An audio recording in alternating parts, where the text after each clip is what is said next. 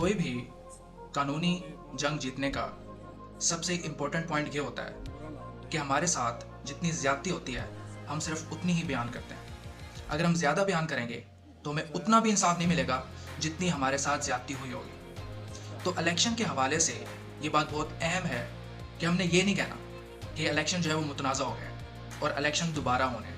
हमने ये नहीं कहना, और यहाँ तक कि हमने ये भी नहीं कहना कि इन इलेक्शन के हलकों को खोलो और उनकी रिकाउंटिंग करो।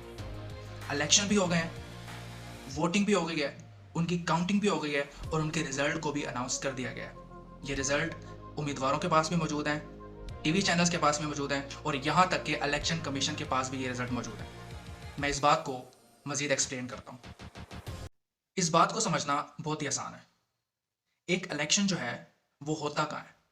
तो एक जो इलेक्शन है वो पूरा का पूरा पोलिंग स्टेशन के ऊपर हो जाता है। इसका मतलब यह है कि एक इलेक्शन में जितने पोलिंग स्टेशन होते हैं उतने ही इलेक्शंस हो रहे होते हैं। तो पोलिंग स्टेशन के ऊपर वोटिंग हो जाती है, उसके बाद वहीं पर काउंटिंग भी हो जाती है और वहीं इलेक्शन के रिजल्ट को अनाउंस भी कर दिया जाता है फॉर्म 45 के ऊपर। फॉर्म 45 की एक कॉपी जो है वो पोलिंग स्टेशन के बाहर चिपका कर दी जाती है, जिससे टीवी चैनल के जो रिपोर्टर्स होते हैं वो उसकी तस्वीरें लेके अपने चैनल को व्हाट्सएप कर देते हैं। और वो फॉर्म 45 अपनी ओरिजिनल हालत में, जिसमें पोलिंग एजेंट्स के सिग्नेचर भी होते हैं और उसके अंगूठे भी लगे होते हैं, वो भी उम्मीदवारों को मिल जाते हैं और यही फॉर्म 45 इलेक्शन कमीशन अपने पास लेके जाता है। तो पोलिंग स्टेशन के ऊपर पूरा इलेक्शन मुकम्मल हो जाता है। उसके बाद तो सिर्फ कागजी कार्रवाइयाँ होती हैं और फॉर्म 45 को सिर्फ कैलकुलेटर के ऊपर जमा किया जाता है। तो अभी तक हमने ये देखा कि इलेक्शन जो है वो हो चुका है और इलेक्शन दोबारा करवाने की जरूरत नहीं है। अब हम देखते हैं कि रिकाउंटिंग की हमें डिमांड भी क्यों नहीं करनी चाहिए, रिकाउंटिंग करने की भी जरूरत नहीं है। अब 2024 के इलेक्शन में धांधली हुई कहाँ है? तो ये जो धांधली हुई है ये रिटर्निंग ऑफिसर के ऑफिस में हुई है। रिटर्निंग ऑफिसर जो कि पूरे हलके का ऑफिसर होता है और हर हलके में 150, 200, 250 पोलिंग स्टेशन होते हैं। तो ये रिटर्निंग ऑफिसर हर पोलिंग स्टेशन से फॉर्म 45 को उठाता है और साथ में डब्बों को भी उठा के अपने ऑफिस में ले आता है। इसने उस ऑफिस में बैठ के सिर्फ फॉर्म 45 को, जो कि पूरे इलेक्शन का रिजल्ट होता है पोलिंग स्टेशन का, सिर्फ उसको कंसोलिडेट करना होता है, मतलब कि सिर्फ जमा करना होता है। लेकिन 2024 के इलेक्शन में यही खुली बदमाशी के साथ नंगी धांधली हुई है।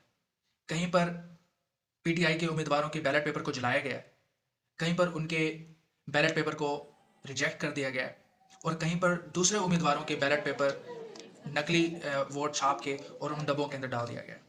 और बहुत सारे पोलिंग रिटर्निंग ऑफिसर के ऑफिस में फेक फॉर्म 45 भी बनाए गए हैं। तो इसको मजीद हम आने वाले दिनों में मजीद देखेंगे कि रिटर्निंग ऑफिसर के ऑफिस में हुआ क्या है। तो इसलिए अब चूंकि इन्होंने डब्बों की जो है वो तबाही फेर दी है, तो इसलिए रिकाउंटिंग की डिमांड भी नहीं होगी। ना इलेक्शन दोबारा होंगे और ना ही रिकाउंटिंग होगी। तो अब आगे पाकिस्तान में क्या होना है? तो आगे सिर्फ इतना होना है कि इलेक्शन कमीशन ने बदमाशी के जोर पर, जो अपनी मर्जी से आरओ के ऑफिस में बैठ के फॉर्म 45 को उसने बनाया है और नोटिफिकेशन जारी किया है, तो इस नोटिफिकेशन को वापस लेना है। और जो पूरा का पूरा इलेक्शन जो पोलिंग स्टेशन के ऊपर मुकम्मल हो जाता है और वहाँ से फॉर्म 45 मिल जाते हैं, तो उसके मुताबिक असल नोटिफिकेशन को जारी करना है। ये जितने भी हुकूमतें बनाने की बातें हो रही हैं कि ये वज़ीर आज़म होगा, ये वज़ीर आला होगा, ये सब कुछ बकवास है, इससे कुछ नहीं होना। पीटीआई को उसकी सीटें वापस मिलनी है, जिससे पीटीआई की मेजोरिटी आएगी और पीटीआई की हुकूमत बनेगी।